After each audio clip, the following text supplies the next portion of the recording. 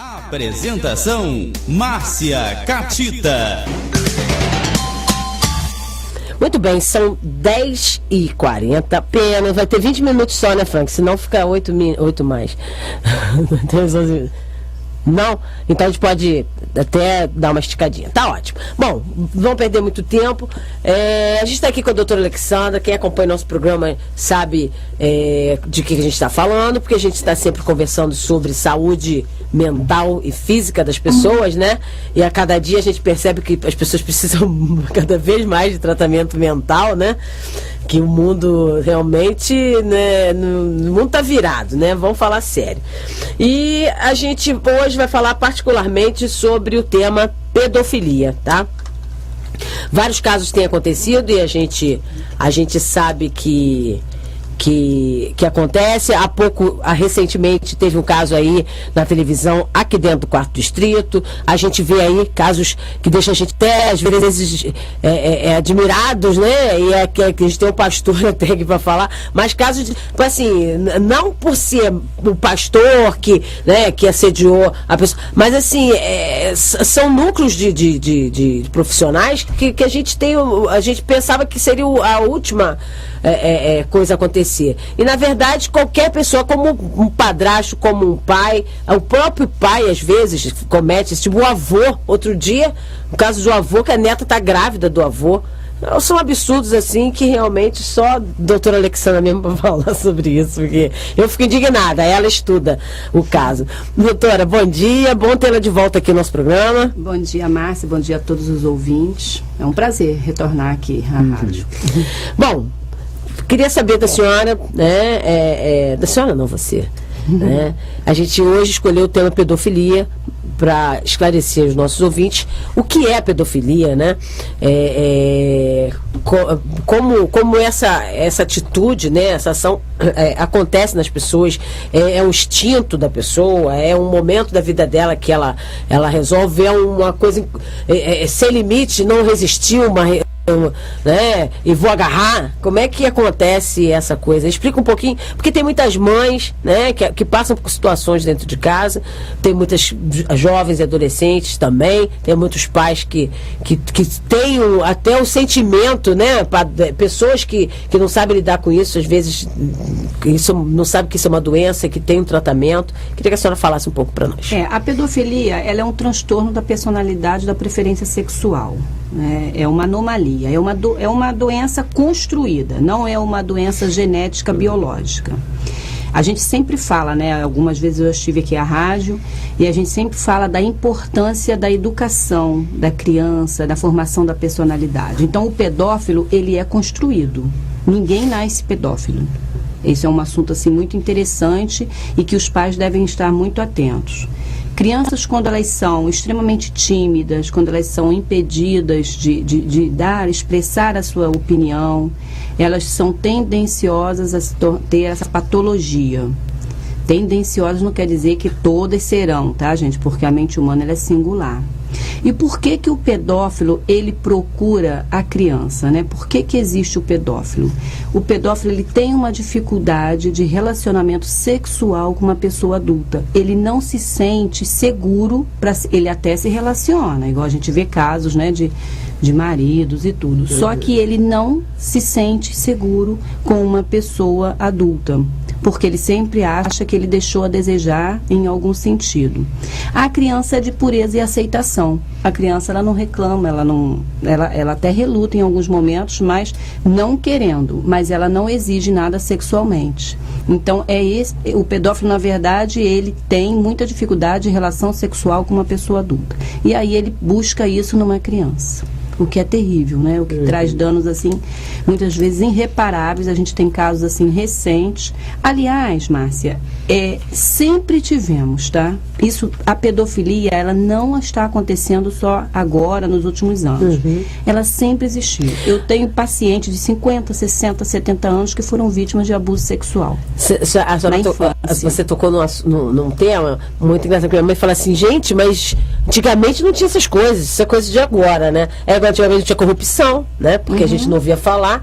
É quando a mídia ela tem um espaço para divulgar E até diria que pode ter aumentado os casos de pedofilia, porque a sociedade ela vai se perdendo, né? Os valores vão se perdendo com o tempo. Então a tendência é que as pessoas cometam mais delitos desse tipo. Aumentou também o número da população, né? E assim, os fatores de respeito, da base familiar, da construção, de construir um lar. Isso está faltando muito nas nossas famílias, infelizmente. Então, o pai, muitas das vezes, ele é um abusador.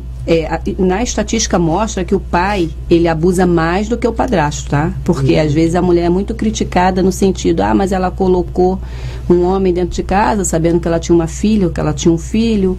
E, muitas das vezes, o pai, ele abusa mais do que o padrasto. Porque o pai, ele se sente aquele direito, aquela sensação de posse daquela criança. É minha. Aquela criança me pertence, como se fosse um objeto. Ele olha a criança assim.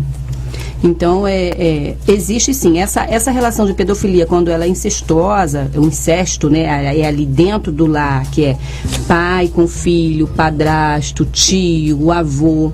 Ela traz um dano, irmãos, ela traz um dano muito maior à saúde mental dessa criança do que quando o abusador é um vizinho, é o pipoqueiro, é o açougueiro, é sei lá, alguém que ela não conheça. Por quê? Porque dentro de casa é onde a criança tem que se sentir guardada, protegida. E é dentro de casa que ela é abusada. Aí você imagina a cabeça dessa criança. Tem essa situação, né, como outras, não vou falar especificamente de uma, mas a gente vê de adolescentes que são assediadas há 10 anos, né? Desde os 5 anos, chega aos 15 anos, quando se vê adolescente. São crianças, meninas, né, que criam um trauma, com certeza, e convive com aquilo ali durante 10 anos, aquela pessoa, e ameaça ela, se contar, vai acontecer isso e aquilo, e a família não percebe. Quando a gente, você vê assim, eu nunca percebi que acontecia. É uma mãe ausente? Qual a recomendação que a psicanálise tem para isso? Alguns casos, na maioria dos casos, a mãe percebe, a mãe sabe, mas tem a dificuldade da aceitação. É muito comum a gente ouvir em consultório: doutora, observei um corrimento ralinho na minha filha, mas não levei ao médico para não expor. É muito comum. Você começa, quando a mãe, ela participa da vida da filha, fica bem mais fácil ela perceber que tem alguma coisa de errado. E quando é dentro de casa, o próprio padrasto, o próprio pai e a mãe, eu não vejo conviver dentro da própria casa, os irmãos todos, né? E você não perceber que aquela criança olha para aquele homem com alguma repulsa, né? E com medo, né? A criança, ela demonstra. Porque eu queria esclarecer isso para os pais, entendeu? Porque os adolescentes já fica mais difícil estar ouvindo a gente hoje, né? Nesse horário de manhã e tal. Mas os pais que estão em casa, mães, tias, madrinhas, professoras que percebem isso na sala de aula. Acho que a criança, ela dá o sinal de alerta. Ela vive no limiar de um surto psicótico o tempo todo. Imagina. Porque ela acha assim, ninguém acredita nela e ela sofre a ameaça. Ele ameaça sim também, né? Ninguém vai acreditar em você. Ninguém vai acreditar. Eu mato você, eu mato sua mãe, mato seus tios, mato todo mundo que você falar. E a criança, ela acredita nisso. Muitas das vezes a criança se finge de morta, Márcia, para poder sobreviver. No momento do ato ali do abuso. Aí ainda fica com a fama de ser sem vergonha, que gostar. O que é um absurdo qualquer pessoa adulta, em sã consciência, acusar uma criança de sedução. Porque nós somos adultos, nós temos que ter a consciência do que podemos e do que não podemos. Não é uma criança. Né? É fácil passar a bola para o outro. Criança está em formação. A criança, cabe qualquer um de nós, enquanto sociedade, privar e respeitar a criança, né? Então, assim, a criança, ela dá o sinal de alerta. A mãe deve estar muito atenta. Quando eu falo mãe, eu estou falando um responsável de uma forma geral, porque é muito comum a gente ter crianças morando com os avós, com os tios, né? Então, um distúrbio de sono e de apetite. A criança passa a sofrer algum dano nesse sentido. Ansiedade. Se a criança está tendo algum comportamento de ansioso. A agressividade. É muito comum esse caso recente, né, que se tornou muito público. A menina se tornou muito agressiva, a mãe disse. Muito agressiva, a ponto. E a mãe não entendia, porque é uma criança que não sofria violência dentro de casa pela mãe. A mãe nunca foi aquela mãe de bater. Então sempre foi aquela mãe de conversar. E não entendeu por que a filha estava com aquele comportamento. Baixa estima, ela se sente um lixo, ela gostaria simplesmente de perder, sumir do mapa, desistir de tudo. Depressão, isolamento social, se isola até dos coleguinhas na escola, tá sempre isolado de todo mundo. Passa a ter dificuldade de aprendizagem, de concentração. Não quer voltar para casa. Eu tenho uma paciente que já é adulta e ela sofreu pelo abuso do tio, do marido da tia, e ela dizia que a mãe nem imaginava. Então, quando ia para casa dessa tia, às vezes ia fazer alguma coisa na rua e deixava ela com o tio. E ela implorava: mãe, não me deixa, eu não quero ficar com ele. Ela: deixa de ser boba, seu tio gosta de ficar com você. Nem imaginava que ele abusava. E ele abusava. Então, essa visão que a gente tem que ter hoje, né? Os pais têm que estarem atentos. Se a criança fala: eu não quero ficar com fulano, investigue. Existe um motivo, né? Dê liberdade tá de ao filho. bobeira, porque ele exige dela, porque ele... Né? Tudo bem, vamos investigar isso, melhor, investigue, né? preste atenção. E são as pessoas, né, de última hipótese, né? Mas ele é tão bom, um homem respeitador. Isso tem acontecido muito, desculpa o pastor que está aqui conosco, mas muito dentro de igrejas. Não igrejas tradicionais, mas igrejas, né, pequenos tempos por aí, né, pastor? Porque não são pessoas preparadas, né? Porque eu queria que... Pode falar, pastor. Desculpa interromper a doutora Alexandra. Eu acho que onde existem pessoas, isso está possível de acontecer. E a gente tem que estar muito atento à questão, eu trato de famílias, e uma coisa que eu tenho batido na tecla é o tempo de qualidade dado aos filhos. Nós vivemos numa sociedade hoje tão dinâmica, onde os pais, para ganharem a quantidade de dinheiro para suprir aquelas necessidades, já tem que trabalhar mais, a mãe precisa trabalhar e os filhos acabam ficando, fica com um, fica com o outro. Então a falta desse tempo de qualidade, ele tem dado brechas importantes, né, significativas para que o mau elemento ele haja. E inclusive, né, eu diria que a gente tem dois tipos de pedofilia, uma que acontece dentro e a que acontece fora. A que acontece dentro, ela aponta para a falta de tempo ou de uma das partes, né? Por exemplo, a mãe precisa ter o tempo para conversar com a filha e saber, inclusive, né? Não há problema algum, vem cá, tá tudo bem, saber se o pai, né? Eu particularmente, eu tenho os meus limites com a minha filha, tenho uma filha de 15 anos. E eu sempre instruo a minha esposa: olha, conversa com a Camila, você precisa, na medida que a gente se aproxima dos nossos filhos, a gente afasta eles do mau elemento.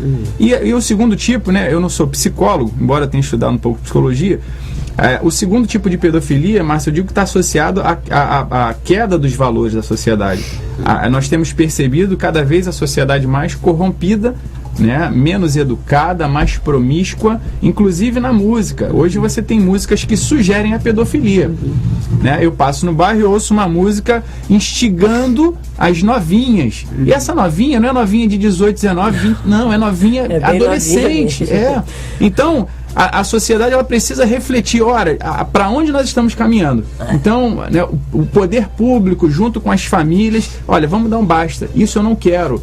Escrachadamente estamos sugerindo a pedofilia. Doutora, e também aí nessa questão, né, da gente de jogar para o outro, né, como falar, a criança me seduziu e tal, né, é muito fácil, né, assim, também no caso, falar, a mulher também vem toda com vestidinho e tal, como se as pessoas fossem animais, né, eu não posso ver, eu caio numa discussão no Facebook, você sabe disso, né, que as amigas dela que tem vários textos sobre abuso sexual e falando sobre estupro, vi um desenho, uma manifestação, fala assim: quem é culpado do estupro? A bebida, a mulher ou o estuprador? O estuprador, claro, né? Claro. Aí dizendo, quem é culpado pelo estupro? O estuprador. Foi uma falação, entrou um rapaz e falou: as mulheres perderam o respeito, elas andam de vestido curto esfregando na cara dos homens, o estuprador é um cara desequilibrado, ele vai pegar mesmo e acabou e tal. Para convencer ele de que o anormal não era a mulher, porque se eu sou bonita, é um direito meu andar como eu quero, porque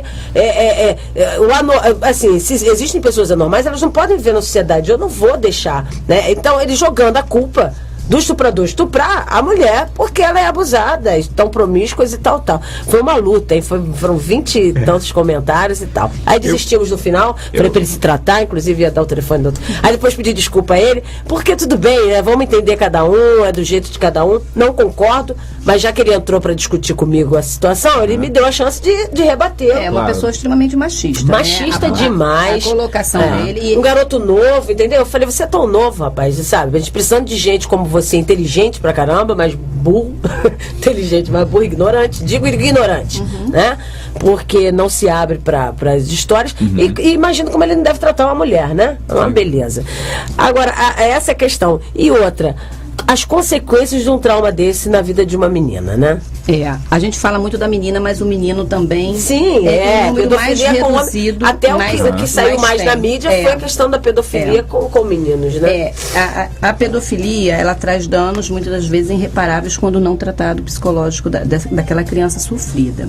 Ela é tendenciosa a entrar no meio da prostituição, ao uso de drogas, abuso, a praticar também o abuso sexual quando elas crescerem, se tornarem pedófilas, porque o que se fizeram comigo é o correto. Que é muito comum camuflar a gravidade dos fatos. Até dentro de casa. Tanto que acaba sendo dissimulada. É como se fosse normal, né? Assim, inteligentes também, né? Também são. Então, assim, pelo fato de dentro de casa ser um dos segredos mais bem guardados quando acontece a pedofilia, que é o incesto, dentro de casa, é muito assim, acabam incutindo na cabeça da criança que aquilo não é tão grave assim. Pasmem vocês, mas eu já ouvi de mães dizendo, foi melhor ele fazer com ela do que ele arrumar uma mulher na rua, uma amante na rua. Pasmem vocês quando eu escuto que o pai e a mãe abusam juntamente de 3 meninas. Meu Deus. E esse pai era pastor, não desrespeitando a religião de ninguém, mas infelizmente... Eu acho que usam isso como uma capa, né? Então, é uma capa protetora para ele, como policial, como um cara... Né? Eu conheço casos, por exemplo, que aconteceram no centro de macumba ou na igreja católica. A questão é pessoa, né? Pessoa. Então, mas claro usam quando a instituição como autoridade. Eu sou autoridade, ninguém vai desconfiar de mim, porque eu sou o pai de santo, eu sou o policial. E choca, né? Choca mais. Quando é uma pessoa... Em evidência, uma instituição que deveria zelar pela integridade daquela criança. E ela, pelo contrário, né? Ela é o aliciador, né? A mente humana hoje, como é que está diante disso tudo? A nossa sociedade está doente. Né? A sociedade, como o pastor mesmo disse, a sexualidade está aflorada dentro dos lares. Você vê crianças aí de 3, 4, 5 anos sendo induzidas à prática sexual, muitas das vezes orientadas pelos pais. Nós temos diversos casos de pais que mantêm relação sexual na presença dos filhos. Então a nossa sociedade está doente e a tendência é agravar ainda mais. É muito triste isso, porque a única maneira de se mudar isso tudo é dentro das famílias. A família é a instituição mais importante que nós temos. A célula máter, você tem a liberdade sexual, de você dar ao seu filho a liberdade, né, dele, não, deixa eu namorar na minha casa. É um namoro, né? Existe uma situação para isso. E é libertinagem, né? Exatamente. Tipo assim, se faz, deixa, já tá na idade mesmo de fazer, faz qualquer... Aí você libera seu filho para fazer. Outra coisa é você acompanhar. Porque eu fico imaginando uma pessoa, uma menina ou um menino desse, né? Que o sexo é ali, é o prazer de uma pessoa só, na verdade, né? E é ali, pum, mecânico, acabou. Assim, nunca vai ser muito difícil encontrar felicidade sexual e no amor, né? Porque é um conjunto, né? Para você casar, ser feliz e até achar o ponto de ter um relacionamento sexual adequado, né? Que seja com amor e prazeroso, você está criando realmente pessoas infelizes ao máximo. Né? O que a doutora está falando, a doutora Alexandra está falando acerca da família, a família é a célula máter. Ela tem o papel fundamental de educar, só que ela não foi educada. Nós temos famílias que foram constituídas dessa forma, ou seja, crianças gerando crianças que gerando crianças. Então hoje eu diria que a gente tem que combinar poder público, investir através das escolas, massificando esse tema, conscientizando famílias, para quê? Para na próxima geração nós termos números melhores, a diminuição desse índice. Então hoje não adianta só irmos para a família, o poder público tem que estar atento a isso e vir com campanhas, orientando as crianças na escola, trazendo esse debate para a sociedade, para quê? Para que as próximas famílias constituídas, elas tenham mais equilíbrio para lidar com isso. Veja que Eu estive em algumas ocasiões, havia um ônibus que saía do Amapá para uma determinada favela, era um baile funk. Então os traficantes, eles mandavam o ônibus para buscar, sabe quem? Novinhas. E ali por algumas... Eu fui feliz em